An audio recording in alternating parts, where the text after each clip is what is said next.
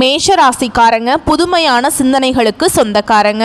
பூ போல மனசு, கோபத்தை மறைச்சிட்டு சிரிப்பை மட்டும் காட்டக்கூடியவங்க. எடுத்த காரியத்தை எப்படியாவது முடிச்சிடணும் அப்படிங்கிறதுக்காக கஷ்டப்பட்டு போராடக்கூடியவங்க.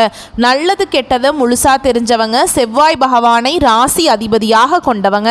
அஸ்வினி, பரணி, கார்த்திகை நட்சத்திரம் 1ஆம் பாதம் நட்சத்திரக்காரங்க. ரொம்ப ரொம்ப புத்திசாலிக்காரங்க. மேஷ ராசிக்காரங்க போர் குணம் கொண்டவங்க. உங்ககிட்ட சண்டை போட்டு ஜெயிக்கிறது ரொம்ப ரொம்ப கஷ்டம். எல்லா இடங்கள்லையும் நேர்மையையும் உண்மையை மட்டுமே நம்பக்கூடியவங்க. உங்களுக்கு சொந்தமோ பந்தமோ அது தப்புனா அது தப்பு தான். வெட்டு ஒன்று துண்டு ரெண்டுன்னு பேசக்கூடியவங்க. உண்மை நியாயத்துக்கு மட்டுமே என்னைக்குமே கை கொடுப்பீங்க. உண்மைக்கு புறம்பா எந்த ஒரு விஷயத்தையுமே செய்ய மாட்டீங்க.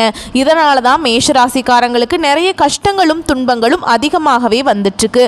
தங்களுடைய கஷ்டத்தையும் கண்ணீரையும் கடுகு அளவு கூட மற்றவங்களுக்கு தெரியாமல் பார்த்துக்குவாங்க. இதனால் பார்க்குறவங்க எல்லாருமே மேஷராசியா இவங்களுக்கு என்னப்பா சூப்பராக இருக்காங்க, இவங்களுக்கு என்ன குறைச்சல் அப்படின்னு தான் நினச்சிட்டு இருக்காங்க.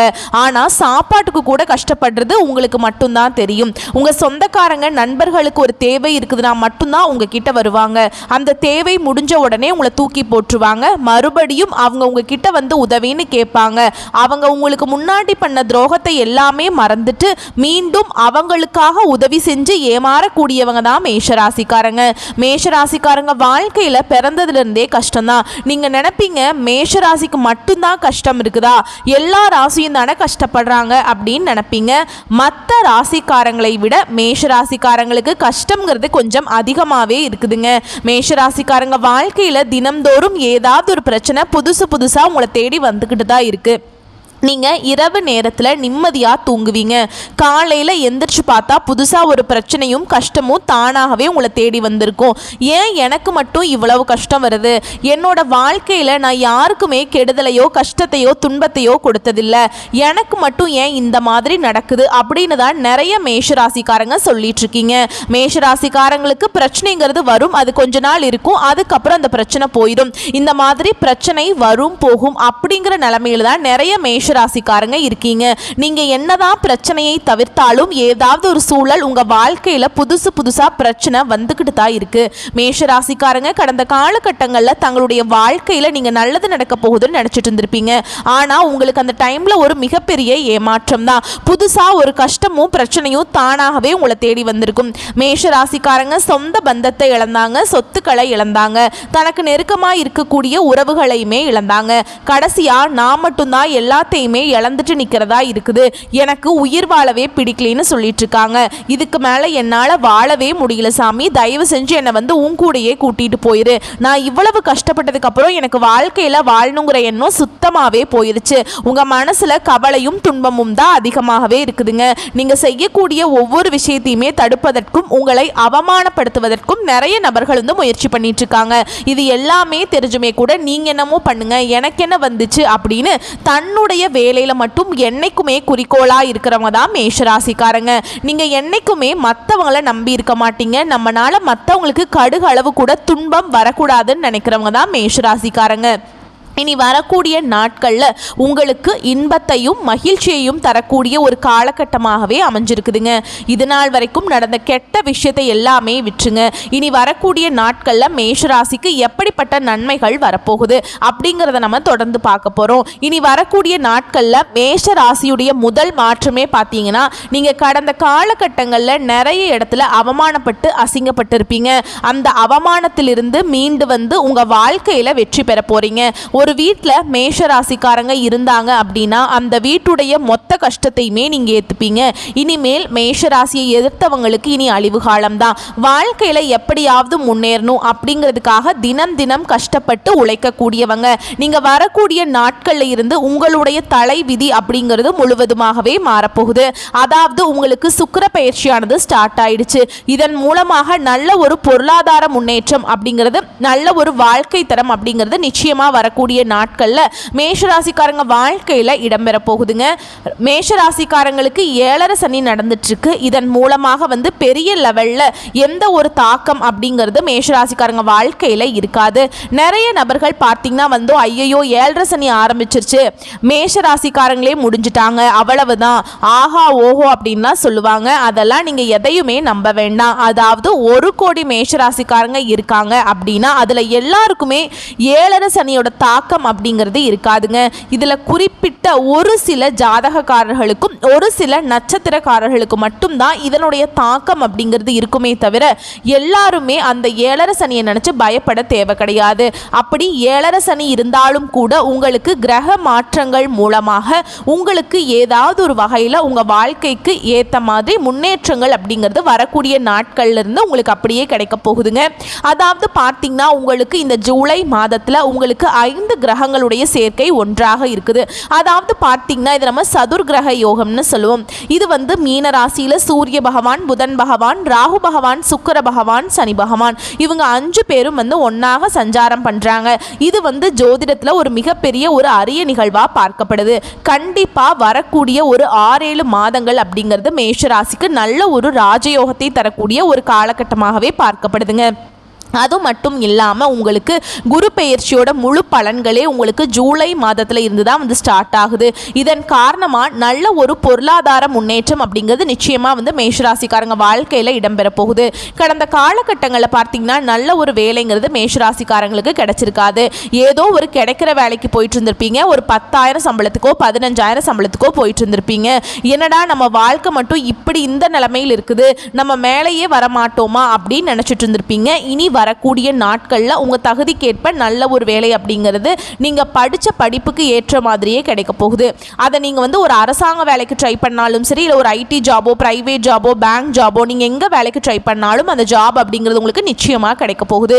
கோர்ட்டு கேஸுன்னு ரொம்ப நாட்களாக வந்து அலைஞ்சிட்டு இருக்க நபர்களுக்கு விரைவில் உங்களுக்கு சாதகமாகவே தீர்ப்பு கிடைக்கும். சொத்து பிரச்சனை உங்களுக்கு சாதகமாகவே முடியும். சனி பகவானுடைய பார்வை உங்களுக்கு நேரடியாகவே இருக்குது. இதன் மூலம் வருமானம் அப்படிங்கிறது கொஞ்சம் சற்று அதிகமாகவே வரப்போகுது. அரசியல்வாதிகளை பொறுத்த வரைக்கும் புதிய பொறுப்புகள், புதிய பதவிகள் எல்லாமே தானாகவே உங்களை வந்து சேரும். ராகுவால உங்களுடைய செல்வாக்கு உயரும், உடல் ஆரோக்கியம் மேம்படும், சங்கடங்கள் நீங்கும். மறைமுகமாக உங்க தொழில் வாழ்க்கையிலும் சரி, இல்லற வாழ்க்கையிலும் சரி நிறைய நபர்கள் வந்து ஏதாவது ஒரு வகையில் பிரச்சனையும் தொல்லையும் கொடுத்துட்டு இருந்திருப்பாங்க. இனி அவர்களுடைய தொந்தரவுங்கிறது முழுவதுமாகவே இருக்காது. கடந்த காலகட்டங்களில் நீங்கள் ஒரு கம்பெனியில் இரவு பகல் பார்க்காம உழைச்சிட்டு இருந்திருப்பீங்க. உங்களுடைய சொந்த கம்பெனியாக நினச்சி வேலை செஞ்சுருப்பீங்க. ஆனால் உங்களுக்கு நீங்கள் வேலை செய்யக்கூடிய இடங்களில் சரியான ஒரு அங்கீகாரம் அப்படிங்கிறது இன்னைக்கு வரைக்குமே கிடைச்சிருக்காது. இனி வரக்கூடிய நாட்களில் உங்களுக்கு சம்பள உயர்வு, பதவி உயர்வு, உங்களுக்கு மேல் இருக்கக்கூடிய அதிகாரிகளுடைய ஆதரவு முதற்கொண்டு உங்களுக்கு விரைவில் கிடைக்க போகுது. இனி நினைச்சது எல்லாமே நடக்கும். தொழில் வியாபாரம் தடைகள் அனைத்தும் விலகும். லாபம் சற்று அதிகமாகவே கிடைக்கும். முன்னேற்றம் உண்டாகுங்க. வரவேண்டிய பணம் விரைவில் கைக்கு வந்து சேரும். குடும்பத்தில் நெருக்கடிகள் விலகும். செல்வாக்கு அந்தஸ்து உயரும். வெளிநாட்டு முயற்சிகள் வெற்றியை தரும். தெய்வ சிந்தனை அதிகமாகும். பெரியோர்களுடைய உதவிகள் கிடைக்கும். உறவுகளில் இருந்த சண்டை சச்சரவு முழுவதுமாகவே விலகும். புதிய நண்பர்கள் உங்களுக்கு உதவி செய்வாங்க. தொழிலில் ஏற்பட்ட நெருக்கடிகள் நீங்கும். முடங்கி கிடந்த நிறுவனங்கள் மீண்டும் இயங்கும். வியாபாரத்தில் எதிர்பார்த்த லாபம் கிடைக்கும். புதிய தொழில் தொடங்கக்கூடிய முயற்சிகள் கண்டிப்பாக உங்களுக்கு வெற்றியை தரும். தொழிலில் இருந்த தடைகள் விலகுவது மட்டும் இல்லாமல் சிலர் வந்து புதிதாக தொழில் தொடங்குவீங்க. உற்பத்தியில் இருந்த தடைகள் நீங்கி தொழிலை விரிவு செய்வீங்க. வரக்கூடிய நாட்களில் விற்பனை அதிகமாகும். ஏற்றுமதி இறக்குமதி தொழிலில் நல்ல லாபம் கிடைக்கும். நீங்க செய்யக்கூடியது சின்ன தொழிலோ பெரிய தொழிலோ நல்ல ஒரு வளர்ச்சி அப்படிங்கிறது நிச்சயமா உங்களுக்கு ஏற்படும். கடந்த காலகட்டங்களில் திருமண வாழ்க்கையில் மேஷராசிக்காரங்க நிறைய சிக்கலையும் பிரச்சனையுமே அதிகமாக சந்திச்சிருப்பீங்க. இதில் குறிப்பாக பார்த்தீங்கன்னா வந்து ஆண்களுக்கு திருமணம் ஆகாமல் நிறைய கஷ்டப்பட்டிருப்பீங்க. ஏன்னா பெண்களுக்கு ஏதாவது ஒரு வகையில் திருமணம் அப்படிங்கிறது அடைஞ்சிருதுங்க. ஆனால் ஆண்கள் தான் ரொம்ப ரொம்ப பாவம். வயது பார்த்தீங்கன்னா 30, 33, 35, 37 வயது வரைக்குமே மேஷராசியில் இருக்கக்கூடிய ஆண்கள் வந்து திருமண நிலையை அடையாமல் இன்னைக்கு வரைக்குமே கஷ்டப்பட்டுட்டு இருக்கீங்க. கண்டிப்பாக வரக்கூடிய நாட்களை நீங்கள் எதிர்பார்த்த மாதிரியே நல்ல ஒரு வரன் அப்படிங்கிறது நிச்சயமாக உங்களுக்கு அமையும். வாழ்க்கை துணையை இழந்த மேஷராசி ஆண்களோ பெண்களோ அடுத்து வந்து 2வது திருமணம், அதாவது மறுமணம் பண்ணலாமா வேண்டாமா அப்படிங்கிற ஒரு மிகப்பெரிய குழப்பத்தில் இருப்பீங்க. அப்படி 2வது திருமணம் பண்ணும்போது சொந்தக்காரன் தப்பாக பேசிடுவாங்களோ இல்லை ஊர்க்காரங்க தப்பாக நினச்சிருவாங்க சொல்லிடுவாங்களோ, நம்ம கேரக்டரை தப்பாக சொல்லிடுவாங்களா அப்படின்னு நிறைய நபர்கள் வந்து பார்த்தீங்கன்னா இரண்டாவது திருமணத்தை பற்றி யோசிக்காமல் இருக்கீங்க. ஏன்னா இப்போ இருக்கக்கூடிய பொருளாதார சூழலும் இப்போ இருக்கக்கூடிய காலகட்டத்தையும் வச்சு பார்க்கும்போது ஒரு சிங்கிள் பேரண்டால் இந்த சொசைட்டியில் சர்வே பண்ணுறது ரொம்ப ரொம்ப கஷ்டங்க. நீங்கள் எதிர்பார்த்த மாதிரியே நல்ல ஒரு மறுவாழ்க்கை அப்படிங்கிறது நிச்சயமாக உங்களுக்கு அமையும். குழந்தை பாக்கியத்திற்காக எங்கே மேஷராசி நேயர்கள் பார்த்தீங்கன்னா எங்களுக்கு மேரேஜ் ஆகி 3 வருஷம் ஆகுது சாமி, 5 வருஷம் ஆகுது, 7 வருஷம் ஆகுது, நாங்களும் போகாத ஹாஸ்பிட்டல் இல்லை, பார்க்காத ட்ரீட்மெண்ட் இல்லை, வாரத்தில் 3 நாள் கோவிலுக்கு போய் வழிபாடு செஞ்சு வந்துட்டுருக்கோம், எங்களுக்கு குழந்தை பாக்கியமே இல்லைன்னு நிறைய பேர் சொல்கிறீங்க. இந்த 2025 முடியறதுக்குள்ளே உங்களுக்கு விரைவில் குழந்தை பாக்கியம் அப்படிங்கிறது நிச்சயமாக உண்டாகும். பிரிந்திருக்கக்கூடிய கணவன் மனைவி எல்லாமே மீண்டும் ஒரு முறை ஒன்றாக சேர்ந்து பேசக்கூடிய வாய்ப்பு கிடைக்கும் பட்சத்தில் கண்டிப்பாக இருவரும் ஒன்றாக இணைந்து வாழ்வீங்க. வரக்கூடிய நாட்களில் கடினமான காரியத்தையும் சுலபமாக செஞ்சு முடிச்சிருவீங்க. உங்கள் எளிமையான பேச்சு திறமையால் நீங்கள் அனைவரையுமே கவர்ந்தெழுப்பீங்க. மேஷராசியை பொறுத்த வரைக்கும் நீங்கள் ஆண்களோ பெண்களோ அரசு வேலையோ தனியார் வேலையோ கூலி வேலையோ நீங்கள் எதிர்பாராத வருமானம் அப்படிங்கிறது உங்களுக்கு இரட்டிப்பு மடங்காக கிடைக்க போகுது. இனி வரக்கூடிய நாட்களில் உங்களுடைய வளர்ச்சி அப்படிங்கிறது யாருமே எதிர்பார்க்காத அளவுக்கு ஒரு மிகப்பெரிய ஒரு அசுர வளர்ச்சியாக இருக்க போகுது. உங்களுடைய சொந்தக்காரர்கள் நண்பர்களுமே பார்த்தீங்கன்னா உங்கள் மீது வந்து பொறாமை கொள்ள போகிறாங்க. என்னடா நம்ம கூடயே இருந்தவர் திடீர்னு கார் வாங்கிட்டான், பைக் வாங்கிட்டான், சொத்து பத்து வாங்கி போட்டுட்டான் அப்படின்னு உங்கள் மீது அதிகமாக வந்து வன்மத்தை செலுத்த போகிறாங்க. உங்கள் கூட இருந்தே பார்த்தீங்கன்னா வந்து உங்களுக்கு நண்பர்கள் வந்து எதிரியாகவும் துரோகியாகவும் மாறக்கூடிய வாய்ப்புகள் அதிகமாக இருக்குதுங்க.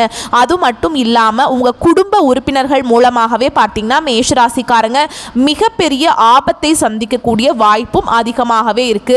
உங்க கூட இருக்கிற நபர்களிடம் வந்து கொஞ்சம் ஜாக்கிரதையா இருந்துக்கோங்க.